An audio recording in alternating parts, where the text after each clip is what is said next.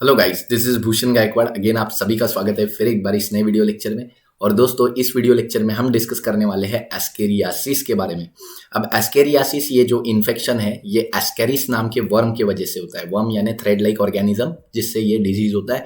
आपने पढ़ा है एस्केरिस के बारे में in class 11 kingdom Animalia. Kingdom Animalia में जो एस्केलमिंथिस फाइलम होता है, उस एस्केलमिंथिस फाइलम में हमने बहुत ही कॉमन एग्जाम्पल एस्केरिस के बारे में डिस्कस किया है। एस्केरिस में मेल एस्केरिस जो है वो छोटा पतला नैरो होता है, उसकी टेल कर्व होती है, उस पर पीनियल सीटे होते हैं। और जो फीमेल एस्केरिस होता है वो मोटा ब्रॉड होता है। ठीक है, ये हमने पढ़ा है क्लास 11th में। ठीक है, तो इस एस्केरिस के कारण जब इन्फेक्शन होता है तो उसको एस्केरियासिस बोलता है। और ये एस्केरियासिस अगेन हमारे गैस्ट्रोइंटेस्टाइनल ट्रैक्ट का इन्फेक्शन है, यानी हमारे इंटेस्टाइन का इन्फेक्शन है। इंटेस्टाइन को ही गट भी बोला जाता है, गट। ठीक है, तो it is a infection of gut. ठीक है, और ये एक इन्फेक्शियस डिसीज है, मतलब ये ट्रांसमिटेबल है। ये ट्रांसमिट होता है from one person to another. हमने पहले ही डिस्कस किया है what are infectious disease and what are non infectious disease. तो आइए देखते हैं। तो it is an infectious disease of human intestinal tract. Intestinal tract का इन्फेक्शन है हम बोल रहे हैं। ठीक है, ये एक राउंड वर्म की वजह से होता है। राउंड वर्म एस्केलमिंथिस को राउंड वर्म यानी थ्रेड वर्म भी बोला जाता है। थ्रेड जैसे दिखते हैं ये। ठीक है, एस्केरिस की वजह से होता है, एस्केरिस लुम्ब्रिकॉइड्स। ठीक है, इसका नाम है एस्केरिस लुम्ब्रिकॉइड्स। ठीक है, एस्केरिस लुम्ब्रिकॉइड्स की वजह से ये डिजीज होता है। एस्केरिस लुम्ब्रिकॉइड्स जो है ये एक एंडोपैरासाइटिक राउंड वर्म होता है, जो कि जिसको निमैटोड भी बोला जाता है, क्योंकि थ्रेड जैसा दिखता है। थ्रेड जैसा दिखता है इसलिए निमैटोड। नीमा का मतलब होता है थ्रेड। ठीक है, नीमाथेलमिंथिस भी बोलते थे इसको, एस्केलमिंथिस भी बोलते थे। ठीक है, राउंड वर्म भी बोला जाता है। ठीक है, तो ये जो है राउंड वर्म, इसके वजह से एस्केरियासिस होता है, जो हमारे गैस्ट्रोइंटेस्टाइनल ट्रैक्ट में इन्फेक्शन कॉज करता है।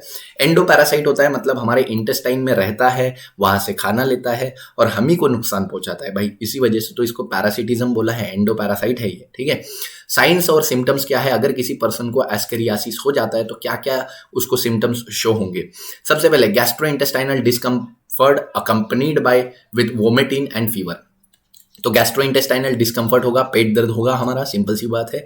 और साथ ही में यहाँ पे इसी के साथ वोमिटिंग हो सकती है और फीवर भी आ सकता है। तो ये सारे यहाँ पे सिम्टम्स हमको देखने को मिलेंगे। सबसे पहले presence of live worm in the faecal matter. जो फीकल मैटर होता है, फीकल मैटर यानी डाइजेस्टेड वेस्ट, स्टूल, पॉटी जिसको बोला जाता है, तो उस फीकल मैटर में ऐसे वर्म्स देखने को मिलेंगे, लाइव वर्म्स। ठीक है, तो बहुत ही गंदा बात हो भाई, डोंट इमेजिन। ठीक है, तो presence of liver, presence of live worms, liver नहीं, प्रेजेंस ऑफ लाइव वर्म्स, जिंदा वर्म्स, जिंदा कीड़े फीकल मैटर में देखने को मिलते हैं।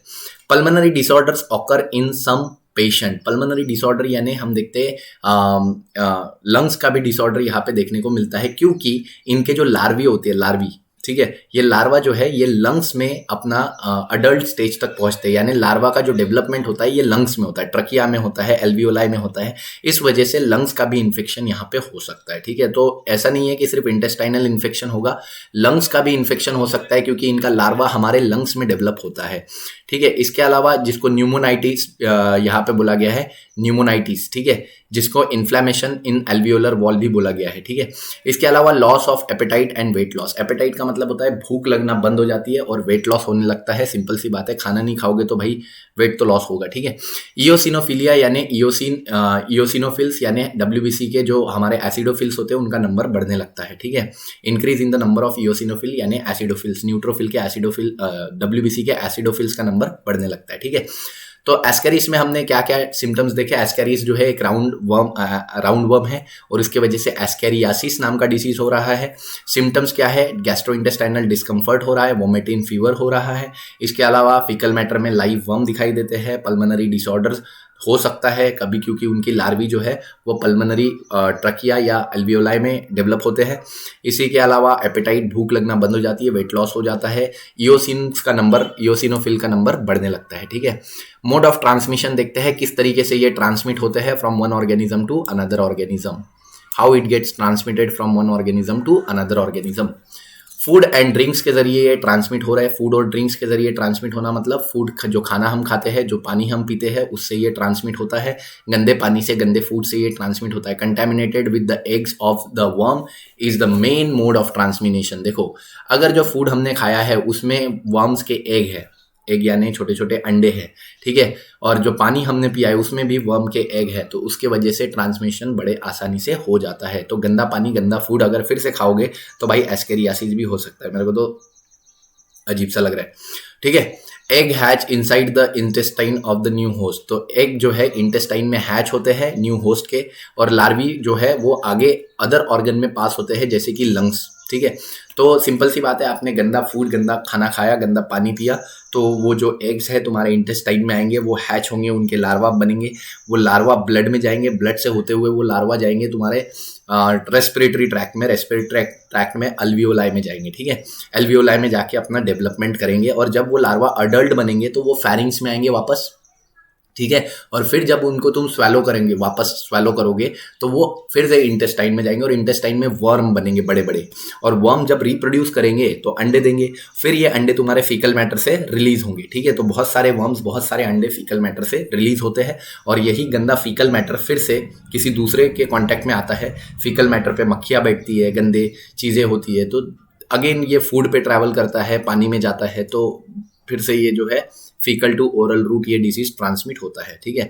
तो मोड ऑफ ट्रांसमिशन क्या बोल रहे हैं, गंदा फूड, गंदा पानी पीने से होता है, जिससे कि एग हमारे बॉडी में आते हैं, एग जो है वो हैच होते हैं इंटेस्टाइन में, और ये लार्वी जो है it pass through the various organ and settle in the adults of the digestive system. तो ये वेरियस ऑर्गन से पास होते हैं, तो मतलब पहले ये लार्वी इंटेस्टाइन से जाते हैं रेस्पिरेटरी ट्रैक्ट में, वहाँ पे वो पहले तो अपना नंबर बढ़ाते हैं, और उस नंबर नहीं, अपना डेवलपमेंट करते हैं, और डेवलपमेंट करने के बाद वापस इंटेस्टाइन में आते हैं अडल्ट के फॉर्म में, ठीक है।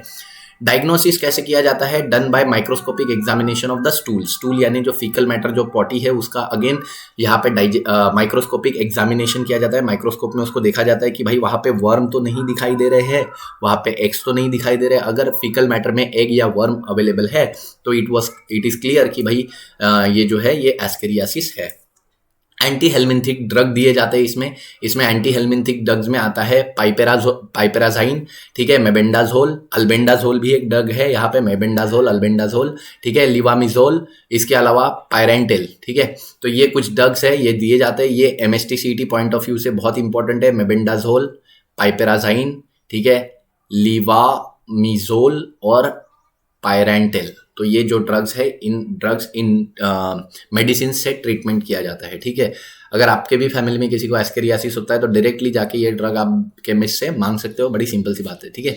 इफेक्टिव अगेंस्ट एस्केरिड्स लुम्ब्रिकॉइड्स, तो ये सारे ड्रग्स एस्केरिस लुम्ब्रिकॉइड्स की लार्वा को किल करेंगे और उनको किल करने में हेल्प करेंगे, ठीक है। इसके अलावा इसमें और जो थ्योरी दी गई है, इसमें इसकी पूरी लाइफ साइकिल दी गई है, चलो तो लाइफ साइकिल भी डिस्कस करते हैं। प्रिवेंशन एंड कंट्रोल पहले डिस्कस कर लेते हैं, then we will move toward the life cycle, ठीक है। तो प्रिवेंशन और कंट्रोल क्या क्या है, तो किसी भी डिसीज को प्रिवेंट कर दिया जाए तो फिर तो कोई दिक्कत ही नहीं है, ट्रीटमेंट की जरूरत ही नहीं है, तो prevention is always better than cure, better than treatment, ठीक है। तो आइए देखते हैं, avoiding defecation in open spaces, open spaces यानी खुले में शौच ना करें, सिंपल सी बात है। Prevents the spread of Ascaris, तो खुले में शौच नहीं होगा तो टॉयलेट्स का यूज होगा, तो एस्केरिस का जो भी स्प्रेडिंग है उसको प्रिवेंट किया जा सकता है। Personal hygiene habit like washing hands with water and soap, using toilets are also important, तो यहाँ पे वॉशिंग हैंड वगैरह यूज करना चाहिए, टॉयलेट्स को यूज करना चाहिए, वेजिटेबल्स को थॉरली कुक करना चाहिए, प्रॉपरली वॉश करना चाहिए, तो ये सारे जो है इसको प्रिवेंटिंग कॉज बोलते हैं। तो बेसिकली ये सारे प्रिवेंशन अगर हम लेते हैं, प्रॉपर हैंड वॉश करते हैं, प्रॉपर कुक्ड फूड खाते हैं, हेल्दी डाइट लेते हैं, एक साफ पानी पीते हैं, साफ खाना खाते हैं, तो ऐसे में ये डिजीज जो है वो ट्रांसमिट नहीं होता, ठीक है। अब लाइफ साइकिल की बात करते हैं, तो लाइफ साइकिल में हमें पता है इंटेस्टाइन में ये जो वर्म है ये मस्तबेगी अपना जो है दोनों क्रॉस करते हैं, क्रॉस करने के बाद ये एग रिलीज करते हैं, एग जो है वो अब फीसेस में रिलीज होते हैं, ये सॉइल में जाते हैं, गंदे फूड गंदे पानी के जरिए ह्यूमन उसको कंज्यूम करता है, ह्यूमन के इंटेस्टाइन में जाते हैं, इंटेस्टाइन से ब्लड में जाते हैं, ब्लड से हार्ट और लंग्स में जाते हैं, ठीक है। लंग्स में इनके लार्वा डेवलप होते हैं, लंग्स में इनके लार्वा डेवलप होते हैं, लार्वा लंग्स में डेवलप होते हैं, ठीक है। लार्वा फिर से ट्रकिया में आते हैं, ट्रकिया से फिर से फेरिंग्स में जाते हैं, फेरिंग्स से फिर से सॉलो करते हैं, फिर इंटेस्टाइन में इसके अडल्ट जाते हैं, ठीक है। इंटेस्टाइन में अडल्ट फिर से रिप्रोड्यूस करते हैं, फिर से बहुत सारे एग्स बनाते हैं, इंटेस्टाइन में फिर से अडल्ट जो है वो रिप्रोड्यूस करते हैं, ठीक है, एग्स बनाते हैं बहुत सारे, ये एग्स जो है फिर से सॉइल में जाते हैं, फिर से सॉइल से गंदा पानी गंदे फूड के जरिए फिर से इंटेस्टाइन में जाते हैं, लार्वा इंटेस्टाइन से हार्ट और लंग्स में जाते हैं, लंग्स में लार्वा अडल्ट फॉर्म में कन्वर्ट होते हैं और फिर से फेरिंग्स में आके फिर से इंटेस्टाइन में चले जाते हैं।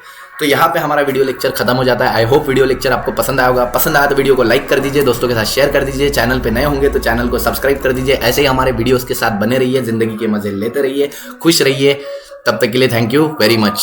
ये तो भाई कचरे वाला आ गया है, ऐसे देखो ये सारी दिक्कतें होती है कभी कभी वीडियो बनाते बनाते।